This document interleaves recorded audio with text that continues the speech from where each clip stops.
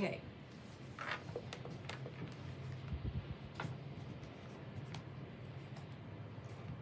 All right, the decks that we have here are the Wheel of Life, Past Life cards, a Pastoral Tarot, the Citadel Oracle, and the 78 Doors Tarot.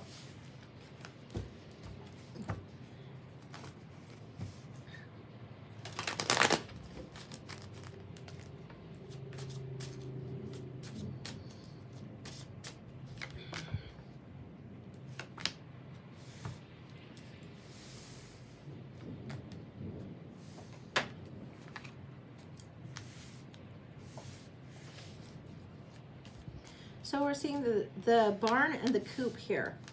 The barn and the box. What's going on with this?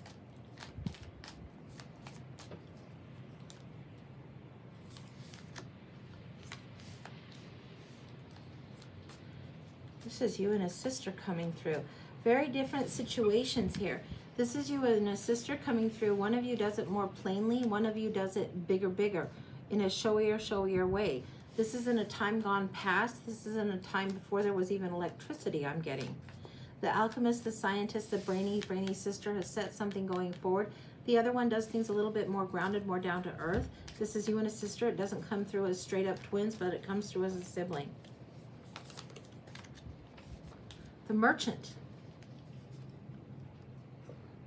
One of you has like the ability to create something big, established like a whole store, and the other one creates something that is a product. Very bonkers. All right, let's see what's going on here.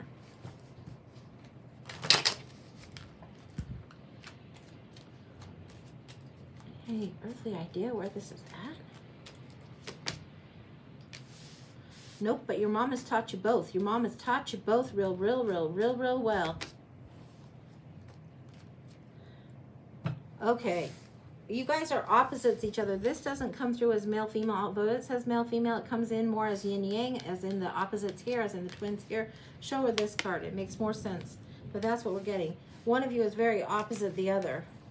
You both are coming in the female form in this particular past life. This feels like sisters straight up. I don't know if you have a sister now, but you had a sister then. You got the merchant and you got the magic is what I'm getting.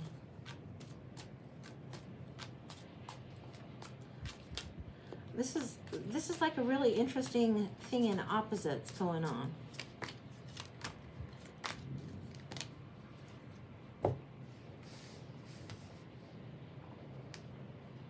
One of you prefers to feel your way through, to navigate by the feel of a thing, navigate blindly without a plan going forward. This is over here.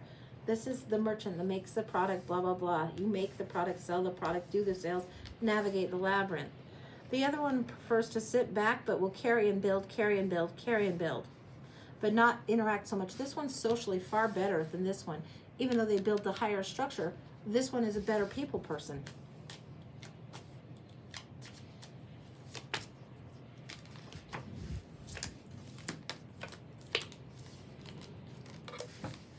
Going on there.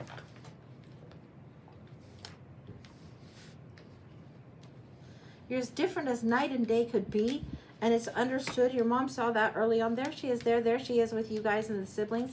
Your mom had a good-sized crew of kids. You guys weren't the only siblings, but you were the closest. Your relationship was very close. Closest in birth order, you're both middle kids, and closest in how you guys like to play and run around and be crazy, but very, very opposite each other. It's not such a bad thing. There's not huge amounts of rivalry even. Just very, very opposite. Again, somebody a little more princessy, somebody a little bit more business salesy going on. Very, very different energies coming through, but working well together.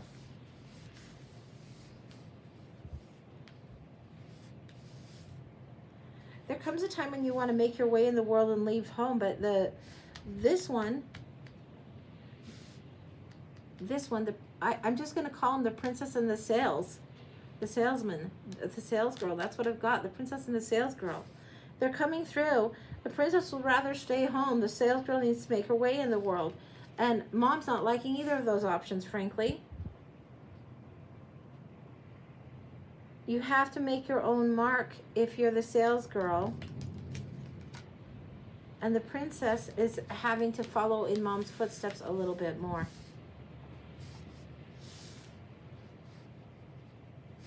What a weird... Okay, let's see what else is going on. It's just the story of two. It's the story of two. I can't distinguish between the roles, and what I'm getting is you guys have flipped these roles a time or two. You flipped the roles a time or two. Not of mother of child, of more like princess and merchant. You've taken time flipping these lessons round and round. It's part of the reason you don't argue with each other about this. It's part of the reason it's not even a real rivalry. It's an understanding. Day understands there needs to be night. Night understands there needs to be day. Okay, all right, great, cool. Pushing forward, moving through. Now in this one, I want these ones here. Where is she asleep? There we go. These. Okay. I want these ones here. What happens? The one leaves home. The other stays. The other follows more like what mom would want to do. Traditional.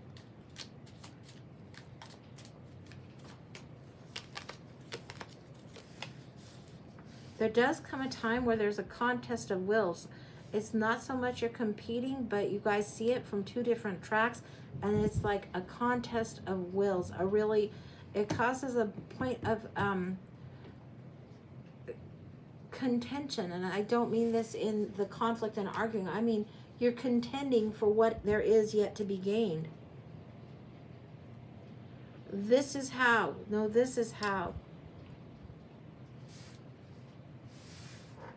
You're pointing out to one that should be able to build that this is a straw man. This is bogus. You're pointing out the bogusness of something. She thinks she knows better. You're pointing out the bogusness. And usually you don't have to point these things out to her. She's pointing out to you that you're just going for show. You're just going like this is just all about your pride and ego when it's not.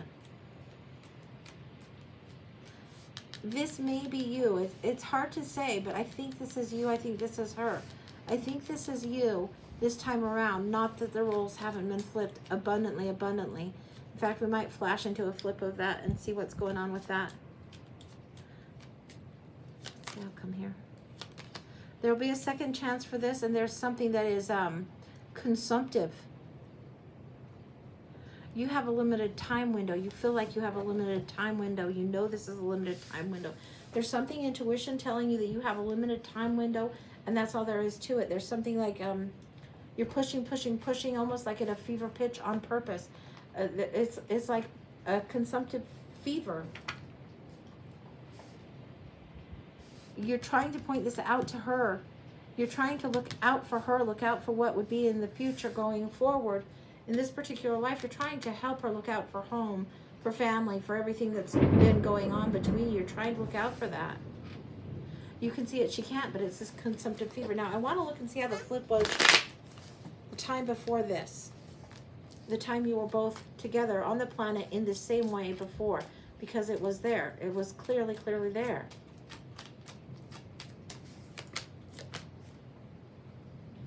You had the fever before as well. It's why you know it's there now. You had the fever before as well.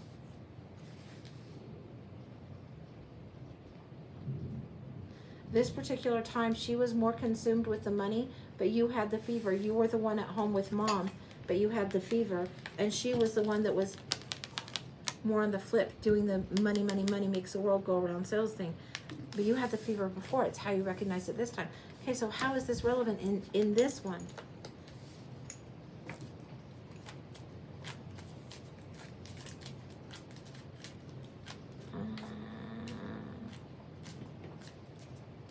It's a consumptive fever.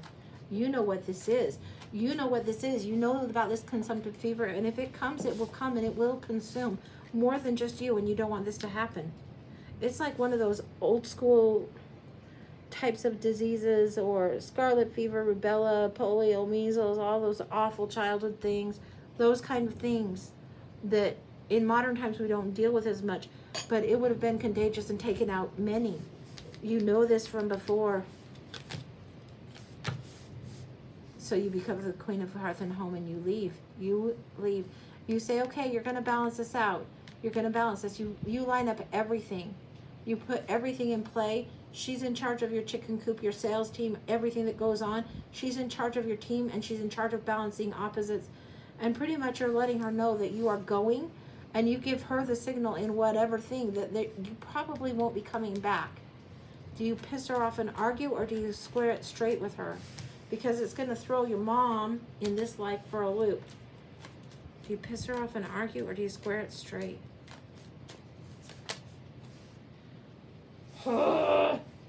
She feels like you're dumping all the responsibility on her in this world, in this life. All of it. She wants you to just shut up, not tell her this is nonsense, this is crazy, but you know it's not crazy. And you argue with her.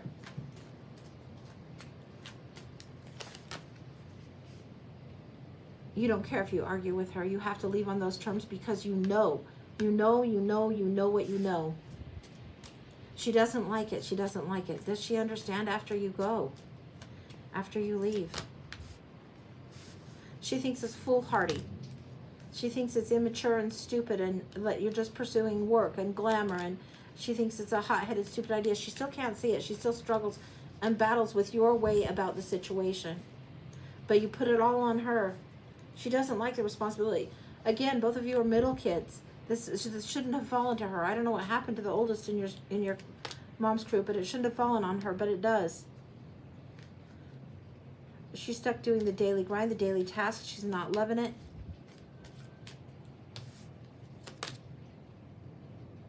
Big amounts of aching for you, missing for you, wondering for you. We're in her energy now.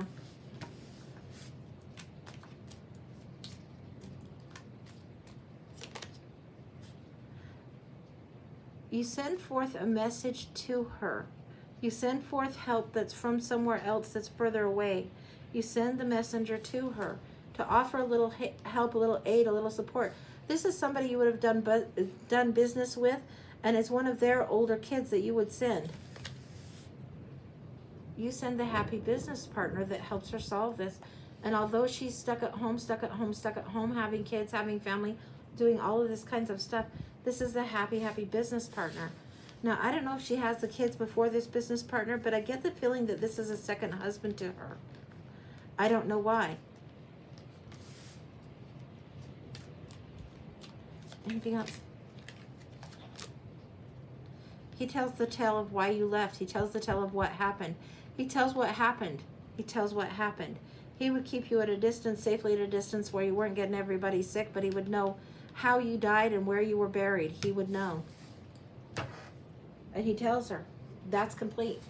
Wild and weird, but that's the story. That's what's going on. This really complementary balance of a sibling, and also one looking out for another without really having the other one having a clear understanding of why she navigated the way she did. Really wild. Beautiful. That's what I got. Yeah. Yeah. I love these things. I've missed these.